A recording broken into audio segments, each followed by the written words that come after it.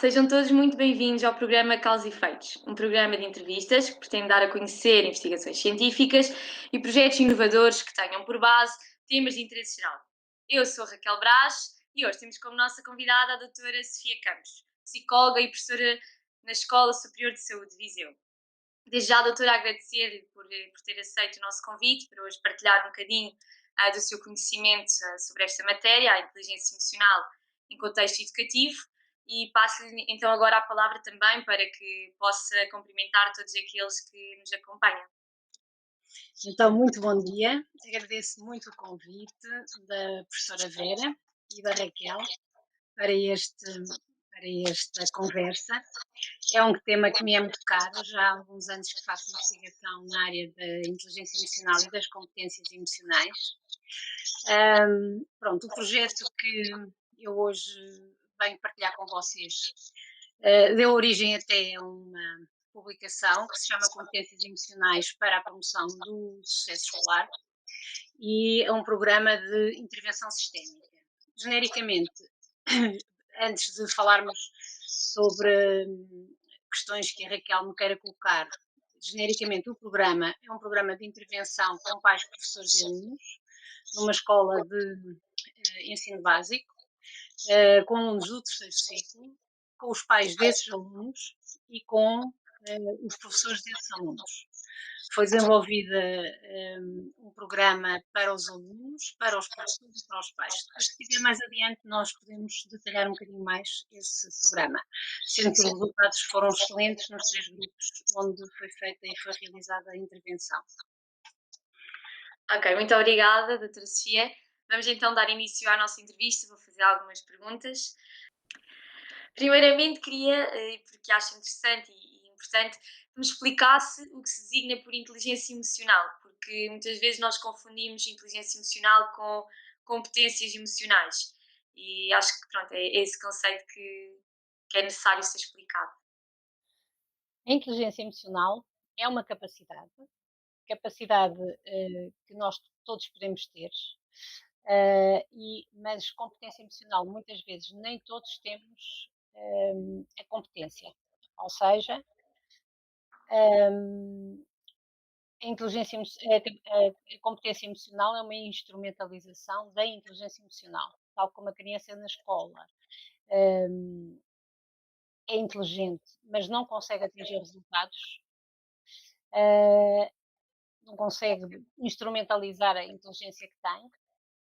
A competência emocional é exatamente a mesma coisa.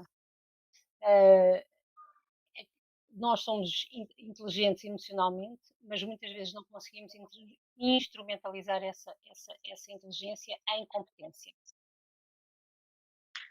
Muito obrigada, acho que foi muito explícito e acho que conseguimos perceber a diferença. Agora, de acordo com o seu estudo, com o estudo que a doutora fez, pronto, cada época histórica tem o seu tipo de instituições específicas, instituições educativas específicas, e obviamente de acordo com, adaptadas sempre às circunstâncias da sociedade. Que mudanças práticas é que, de acordo com o seu estudo, se devem fazer hoje para que as vidas intelectuais e emocionais sejam valorizadas e evidenciadas no contexto escolar? Olha, as investigações feitas nesta área apontam, por exemplo, para que crianças com altas competências emocionais aprendam melhor, tenham menos problemas de comportamento, eh, se, sin- se sintam melhor com elas próprias, portanto, tenham maior autoconceito, boa autoestima, mais facilidade em resistir, por exemplo, a pressões dos pares, sejam menos violentos, mais empáticos e resolvam melhor os seus conflitos. Ou seja, se nas instituições se promoverem hum, programas de, de promoção deste tipo de competências, nós vamos ter imediatamente uma redução de problemas de bullying, problemas de deixem os problemas da violência, melhor aprendizagem, melhor gestão de sala de aula.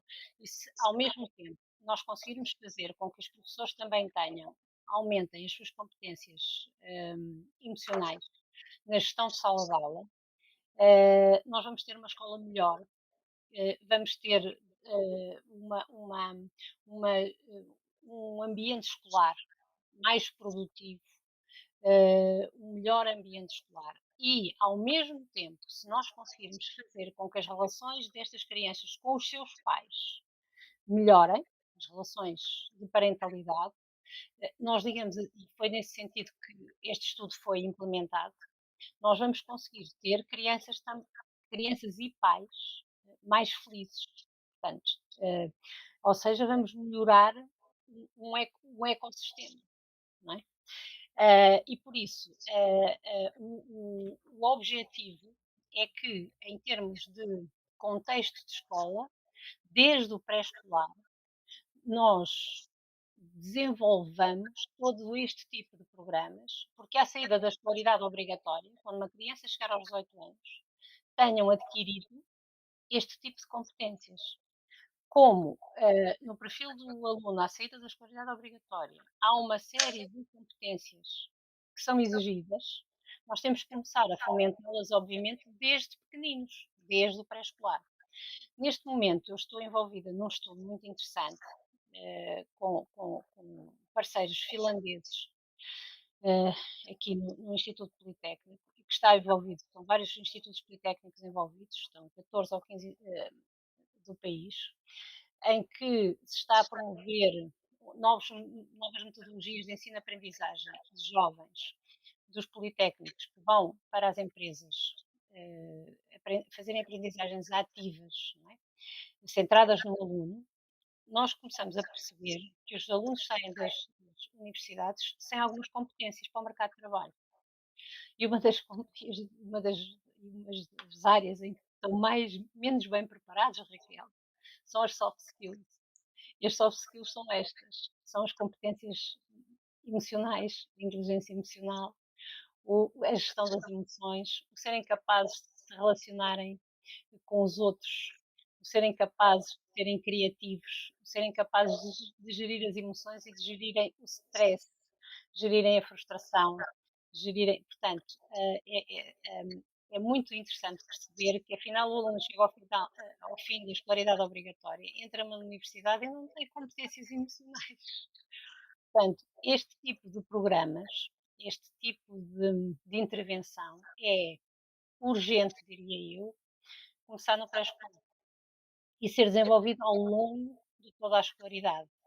Até porque nós hoje estamos num mundo incerto, que os jovens não sabem que tipo de emprego vão ter, quantos empregos vão ter, que tipo de empregos vão ter, que a quantidade de relações que vão estabelecer diferentes ao longo do seu, da sua vida e, portanto, têm que adquirir uma série de competências para conseguirem gerir tudo isto.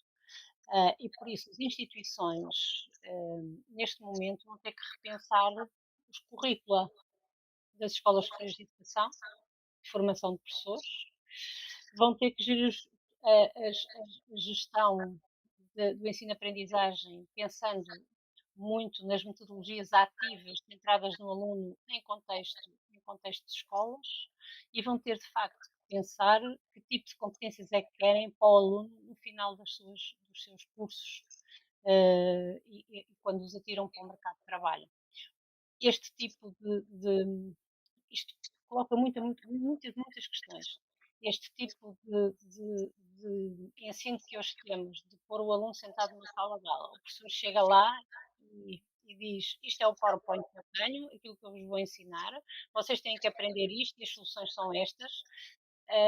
Quase que torna o aluno hum, alguém que não tem competência para pensamento crítico, para pensar por si, para descobrir soluções, para a criatividade, para a inovação, percebe? Portanto, repare que partindo disto parece tão simples, da inteligência emocional e das competências emocionais, colocam-se logo uma série de questões eh, eh, na transformação das instituições de ensino, desde o pré-escolar até ao final do superior.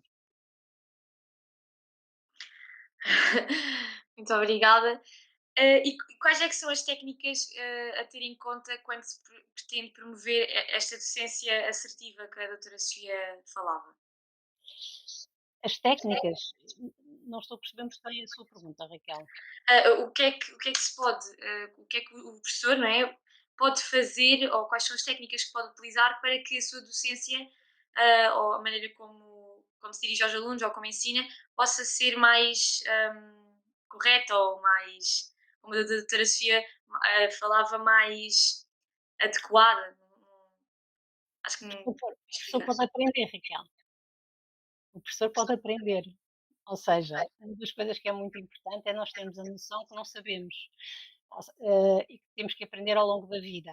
E, portanto, este, por exemplo, o programa que nós fizemos, este é um estudo exploratório, é um estudo ainda, digamos assim, que teve bons resultados de facto nos 3 grupos, mas que, implica que nós temos que estar sempre a aprender. Se nós começarmos o pré-escolar, estes alunos daqui a 12 anos, aos 18 anos, já adquiriram algumas competências. Os professores neste momento que estão no ativo têm níveis, médias de idade muito elevadas, não é? Não aprenderam isto.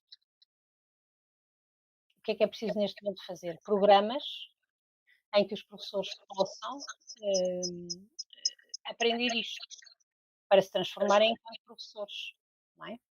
Portanto, o nosso programa de intervenção sistémica teve como objetivo para os professores exatamente uma docência, eu posso lhe dizer, que foi de facto uma docência assertiva no sentido de transformar os professores, o programa chama-se Desenvolver Mais, não é?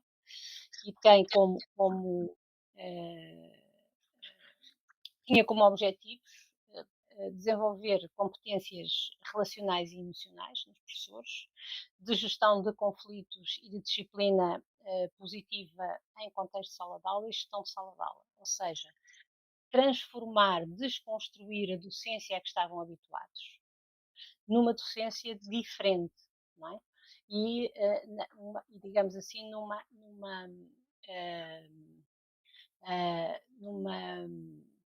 docência centrada no aluno, em pedagogias centradas, ativas, centradas no aluno e numa docência relacional com o aluno, não é?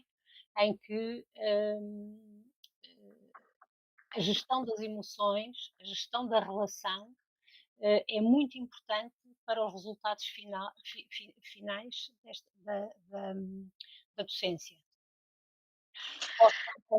Aos pais foi a questão muito importante da, da, da, da parentalidade competente, da parentalidade assertiva, da parentalidade de compreensão emocional dos filhos e da compreensão pessoal de si, porque repara, as competências emocionais pressupõem isto, pressupõem que eu me compreenda, primeiro, que eu me entenda, que eu perceba as minhas emoções, porque é que as estou a ter, e aquilo que, no fundo, é o gatilho das minhas emoções.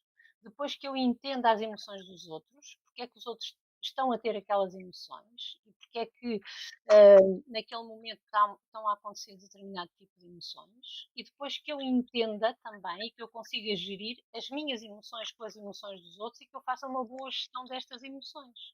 Só isto é que é competência emocional, não é? Portanto, se eu não entender, começa logo no início, que é eu entender as minhas emoções, porque se eu não entender as minhas emoções, nada do que se passa daqui para a frente faz sentido. Portanto, só faz sentido quando eu consigo entender isto tudo, as minhas, as dos outros, e quando eu consigo relacioná-las.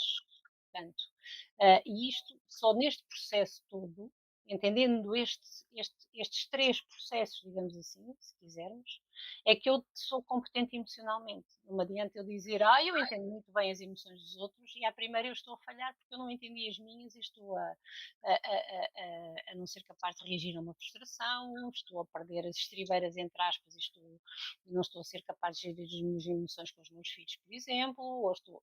Está a entender, Raquel? Portanto, isto é muito importante nós percebermos isto, a competência emocional é isto, é complexa, não é? Portanto, e isto é que é de facto a competência emocional. É por isso que nós temos que um professor que na sala de aula perde as estribeiras, por exemplo, e dá um grito a um aluno, está a ensinar ao aluno o quê? Que se pode gritar, não é? Portanto, é tão simples quanto isto. Se eu estou a gritar a um filho, cala-te, aos berros, o que é que eu estou a ensinar a um filho? Estou-lhe a dizer que para ele se calar aos berros. Portanto, eu estou a ensinar a um filho que ele pode gritar, pode perder as estribeiras. Portanto, gerir emoções, ser competente emocionalmente, quando eu estou a ser modelo, ou como mãe, ou como pai, ou como professora, porque nós somos modelos dos nossos alunos ou dos nossos filhos, não é? Estou a ensinar-lhes isto. E ser competente emocionalmente é ser capaz também de entender as minhas emoções e passar, digamos assim, esta educação, entre aspas, aos mais novos. E, portanto, eu não posso ensinar a um filho que não se berra se eu berrar. Eu não posso, como professora, não posso ensinar ao meu aluno que não se berra, sente na sala de aulas aos berros, calem-se. Entende? Portanto, Exatamente. ser competente emocionalmente é muito complexo, mas aprende-se. É a grande vantagem. A grande vantagem das competências emocionais é que elas treinam-se e aprendem-se. Portanto, quando nós fizemos este projetozinho, quando nós conseguimos pôr este projetozinho em andamento e fizemos este livrinho que tem o projeto e tem as sessões, etc., o objetivo é esse, é ter juntado filhos e pais e professores, todos relacionados entre si, não é? Aqueles filhos, aqueles pais e aqueles professores daquelas crianças, para se entender que se melhorarmos as competências emocionais de todos, melhoramos tudo. E de facto os resultados preliminares apontam para isso. Nós fizemos pré-testes, fizemos a intervenção, fizemos o programa, fizemos a intervenção, fizemos pós-testes e de facto tudo melhorou. Mesmo alunos que estavam chumbados já, passaram um ano, não é? Portanto, agora, e isto é muito importante ter esta noção. A escola está muito preocupada com a questão académica, não é? A escola está muito preocupada em ensinar a ler e escrever. Uma pessoa pode ler lindamente e escrever lindamente e ser um psicopata. Exatamente. A minha pergunta a seguir era perceber e a perguntar à doutora se reconhecer os estados emocionais em contexto de sala de aula para a construção dessa relação de compreensão entre o professor e o aluno era tão importante para o professor como para o aluno. Mas a doutora já respondeu e acho que ficou Neste, bastante explícito. Raquel, talvez lhe possa responder melhor. Neste caso é mais importante para o professor até do que para o aluno. Vamos lá ver. Os alunos estão em processo de aprendizagem. O professor já tem que ter já tem que ter aprendido isso. Não é? Quem vai gerir a sala de aula é o professor, mais do que o aluno. O aluno está em processo de aprendizagem. Quem tem que ser muito competente emocionalmente tem que ser o professor. Não é? O professor é o modelo, o professor é quem vai gerir aquelas situações de contexto de sala de aula. Não é? É evidente que o aluno está em processo, não podemos querer que uma criança de 5, 6, 7, 8, 9 anos seja competente emocionalmente. Não é possível. Está em processo de aprendizagem. Se o professor for, está a fazer o seu papel. Exatamente. E quais são as consequências ahm, de, de não termos essa total consciência das nossas emoções no contexto escolar, né, neste caso, tanto para o aluno como para o professor, porque a doutora já explicou um bocadinho do lado do professor, mas acho que qual é o lado do aluno? Quais é que são as consequências do aluno não ter a consciência das suas próprias emoções? Há estudos feitos cá em Portugal em que o mau ensino, digamos assim, leva a que os alunos se sintam insatisfeitos, tristes, desanimados, revolta. Normalmente as consequências traduzem-se numa coisa muito simples, Raquel, em mau comportamento, em comportamentos disruptivos. Aquele aluno que está sempre a portar-se mal, a chamar a atenção, hum, a cortar a aula, a brincar com o colega, a falar desmotivado. o maior problema, inclusivamente, até é a desmotivação à escola. O achar que a escola não vale a pena, percebe? É normalmente isso que acontece. Muitas vezes os comportamentos disruptivos que acontecem em sala de aula e que o professor muitas vezes reputa como sendo um aluno mal criado, sem falta pronto, com falta de educação, etc., são muitas vezes chamadas de atenção para a desmotivação, os problemas, às vezes até emocionais que o aluno tem, etc. Portanto, é um aluno, digamos assim, em risco de desistência da escola. Um, pronto, as emoções são um recurso que podemos usar mais do que conscientemente achamos, né? Para alcançar um objetivo, para gerir conflitos, para gerir as próprias relações interpessoais. A minha pergunta é: quais são as principais ferramentas para podermos controlar as nossas próprias emoções? Primeiro é reconhecer que as temos, não esconder, não fazer de conta que não somos seres emocionais. Somos seres emocionais. Nós culturalmente fomos aprendendo de pequeninos, é uma cultura muito portuguesa a não mostrar as emoções. Temos até frases que temos que as desconstruir. Um homem não chora, não é? As mulheres até podem chorar, coitadinhas, porque são frágeis. Tudo isto tem que ser desconstruído. São mitos, são estereótipos que não fazem sentido. As emoções, repara, Raquel, as emoções são ferramentas que nós temos de sobrevivência. As principais emoções são biológicas, não é? Nós temos que as ter para sobreviver. Temos que ter medo para fugir de uma situação de perigo, não é? Portanto, temos que ter nojo para não comer uma coisa que pode ser veneno, não é? Portanto, as emoções são algo nos ajuda na sobrevivência. Portanto, são biológicas, não é? Portanto, a primeira coisa é reconhecer que temos que somos seres emocionais e não vale a pena fugir a isso. Não há nenhuma decisão que nós tomemos que não passe primeiro pelas emoções. Quando as pessoas dizem, não, eu tomo decisões muito racionais, sou muito objetiva, sou muito racional.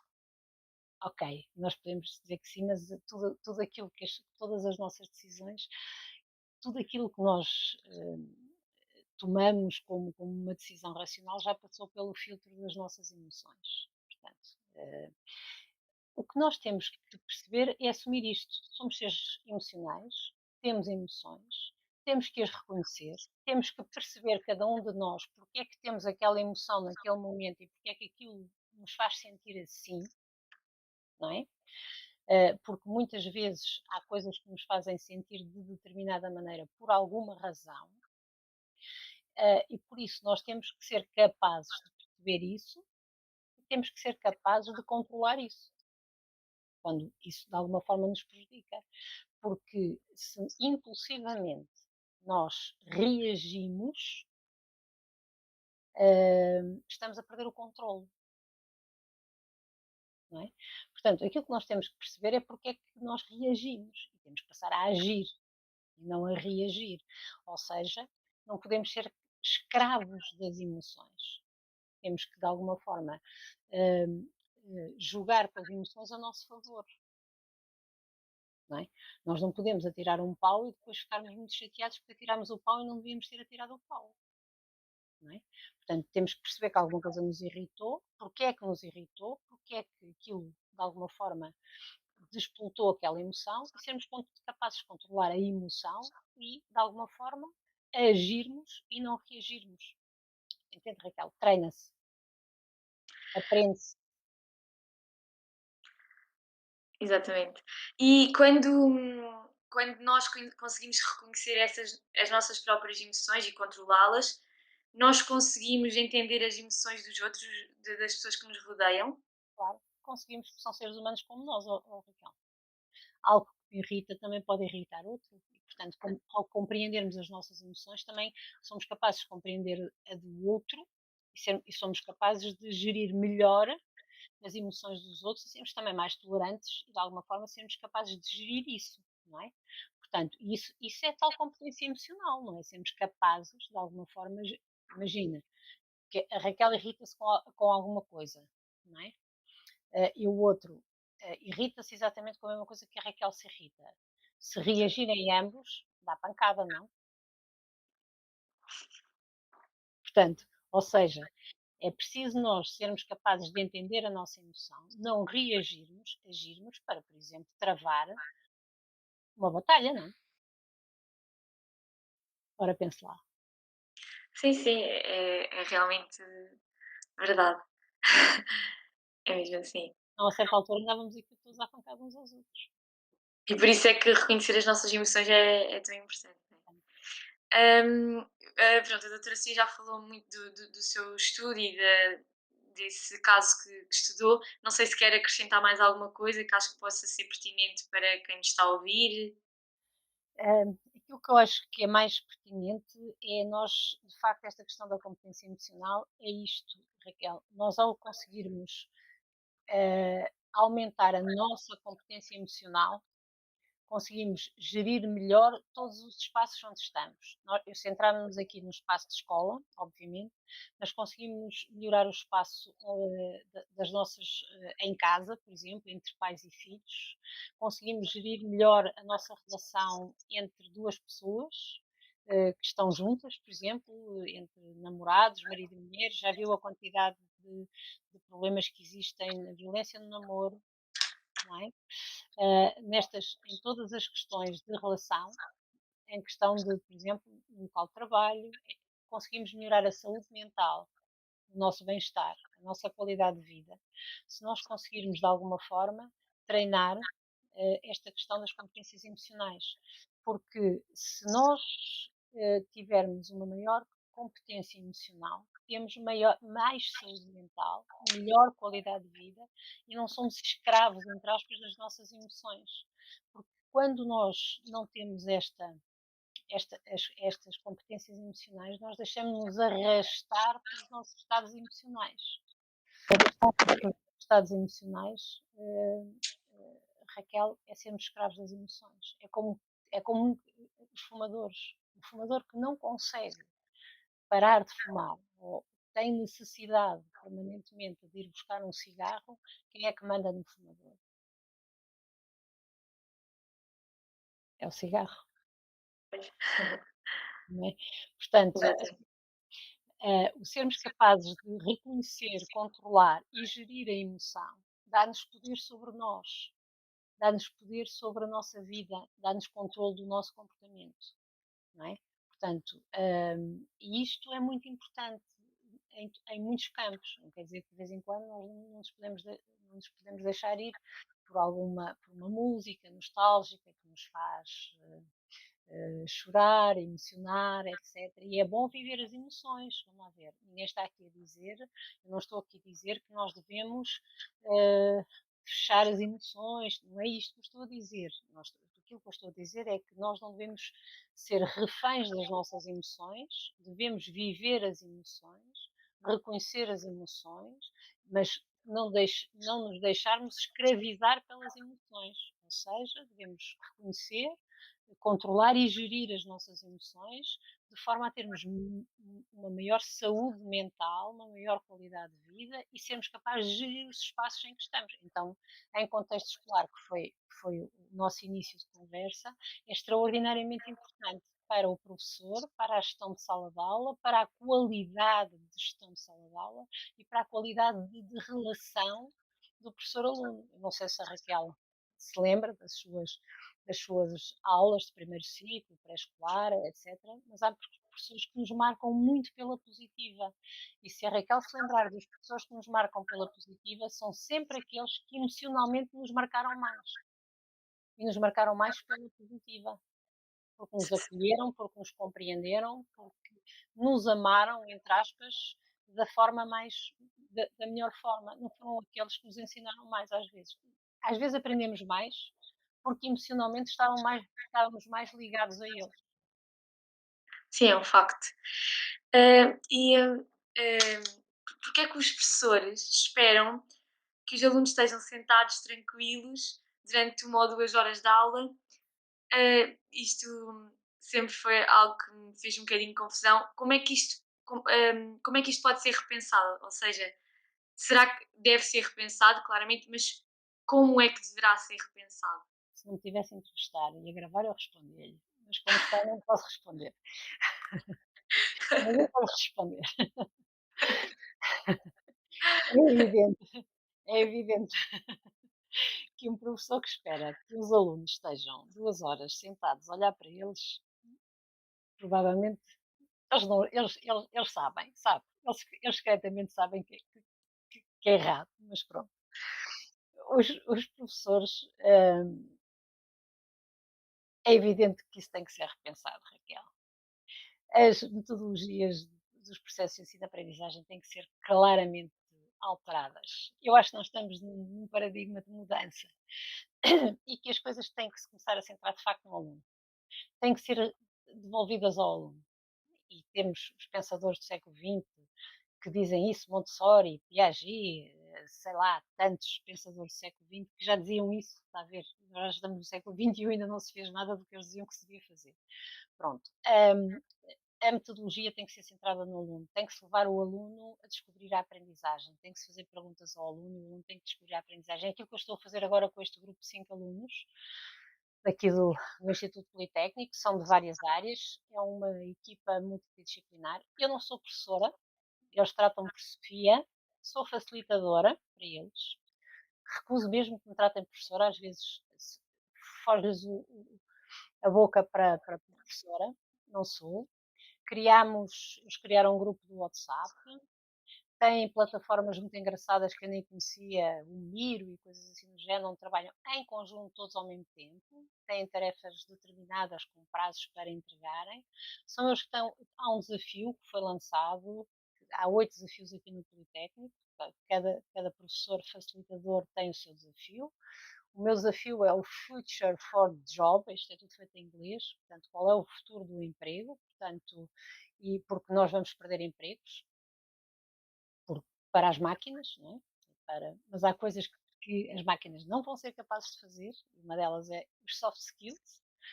Que tipo de soft skills vamos ter que desenvolver nos jovens para que eles tenham empregos? Não é? Está a ser muito, muito interessante. E temos uma empresa, tivemos que escolher empresas que estivessem disponíveis. Aqui é a BizDirect, é uma empresa de computadores, de software, com quem estamos a trabalhar. E são eles que estão a construir toda, todo o conhecimento para dar resposta a este desafio. E é aqui que há a aprendizagem. A aprendizagem é fora da sala de aula, é feita com reuniões comigo, e reuniões com a empresa, e reuniões sozinhos. São eles que fazem toda a pesquisa, toda a procura para conseguirmos dar resposta ao desafio. E, portanto, está a ver, Raquel, não nos sentamos nunca mais numa sala de aula, nesta, nesta procura. Ou seja, o processo de ensino-aprendizagem tem que ser repensado completamente. Foram os finlandeses que nos estão a ensinar. Nós temos reuniões semanais com os finlandeses, os facilitadores, que nos estão a ensinar processos completamente diferentes de ensino-aprendizagem. Estes processos eles chamam co-criação, portanto, de inovação. Nós, junto dos alunos, somos facilitadores, interferimos muito pouco.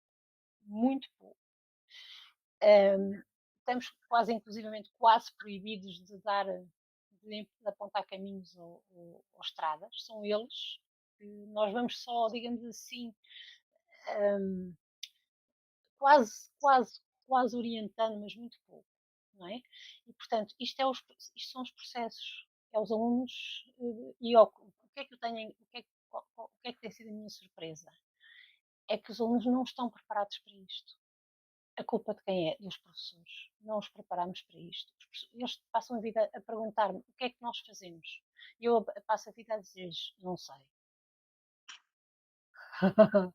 Eles ficam muito aflitos, mas têm que procurar, têm que ver. E eles têm-se desenrascado, têm feito coisas espetaculares, porque está lá, obviamente, são jovens, está lá dentro da cabecinha deles. Só que o que é que nós temos passado a vida a dizer-lhes?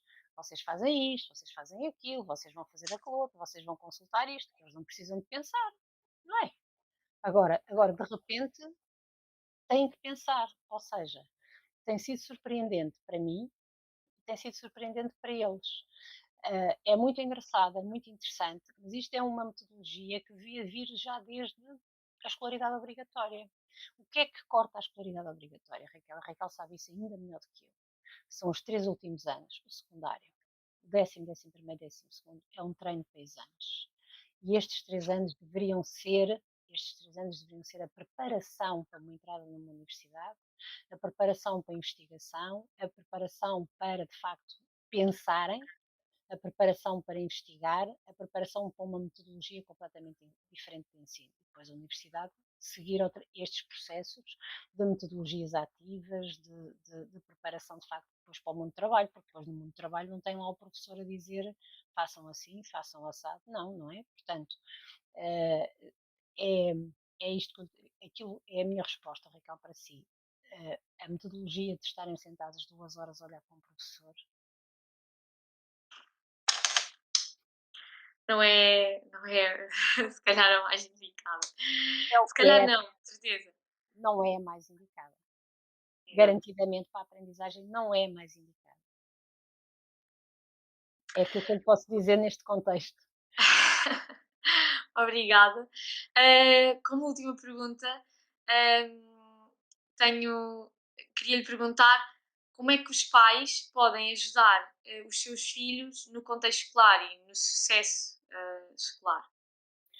Pronto, isso foi uma coisa curiosa deste programa, foi exatamente isso, porque os pais têm muito aquela coisa, eu sou mãe de 3 filhos, Raquel, portanto, têm muito aquela coisa de vai estudar, e depois vai estudar e põe, as crianças têm que estar 3 horas a olhar para um livro, e não estão, obviamente, toda a gente sabe isso, não é?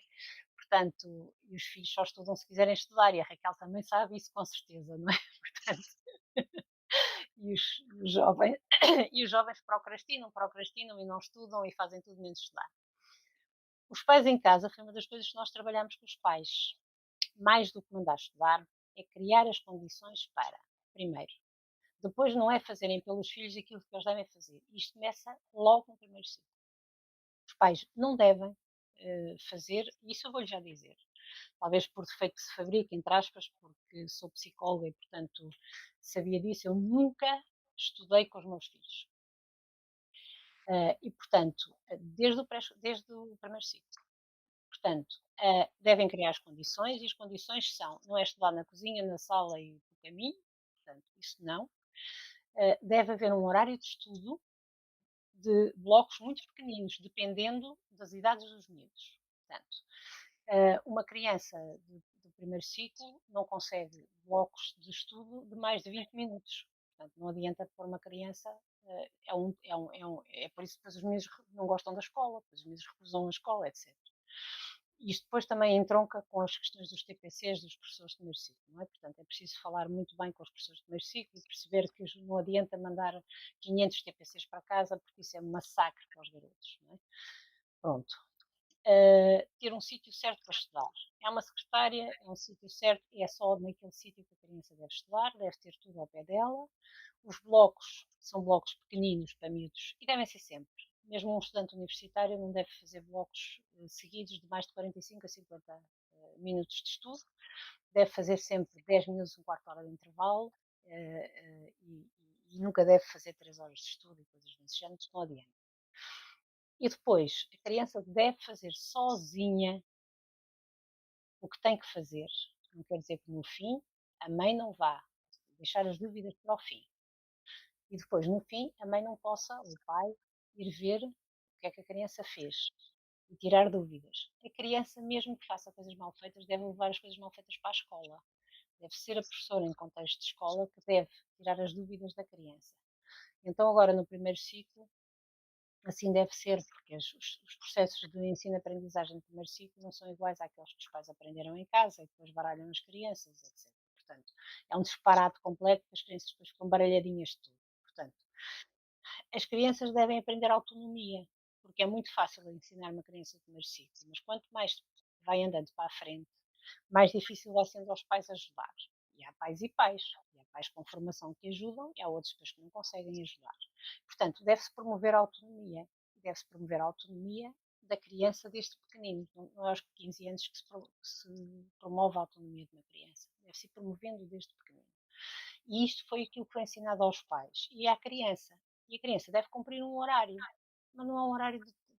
A criança, quando está em casa, não tem que estar sempre a estudar, que é também uma paranoia dos pais. tens que estudar, tens que estudar, tens que estudar. Não, deve-se ajudar a criança a organizar um horário de estudo. Em função do horário da escola e de explicações ou de atividades extracurriculares, é feito mesmo um horário em papel ou no computador e tem espaços para estudar. Ponto. E é naqueles espaços. E a criança habitua-se. É uma rotina, mas tem que ter espaços para brincar, tem que ter espaços para ver televisão ou para jogar ou outra coisa qualquer. Portanto, não estudas, corta-se a televisão ou corta-se o telemóvel, é matar. Eu tive aqui crianças em consultório em que me disseram: o meu pai tira-me o telemóvel, eu não consigo socializar, eu não consigo falar com os meus amigos, eu mato-me. Cheguei a ter crianças a dizerem isso aqui, quer dizer, porque por desorganização. Não é? As crianças respeitam rotinas e respeitam a organização. E isto eu ajudava muitas vezes os pais, ajudei nós ajudámos neste programa, eu e a minha colega que fizemos a intervenção junto dos pais, a organizar isto com os pais. E os pais perceberam, os pais aderiram, foi mais fácil e melhoraram as relações entre os pais e filhos. Pois, Deixaram, claro. deixaram de andar aos berros uns com os outros. Que riqueza de entrevista, doutora Sofia, muito obrigada. Chegámos ao fim, não sei se tem mais alguma coisa que queira acrescentar Não, gostei muito de falar consigo, Raquel. e eu consigo. Mesmo, acho que é mesmo um tema muito importante, ainda por cima, pronto, nos dias de hoje. E pronto, agradecer-lhe mais uma vez pelo seu precioso contributo na partilha desta informação relacionada com a inteligência emocional no contexto escolar. Foi um prazer entrevistá-la. Deixo-lhe agora Obrigada. também os minutos para, para a doutora se despedir também, para quem nos ouve. Muito obrigada, Raquel. Gostei muito de ter sido entrevistada por si. Pronto, estou à disposição. Quando alguma vez quiser outra vez conversar, está à vontade. Está bem? Muito obrigada. Ahm, Quero agradecer mais uma vez ao público que nos está a ver também.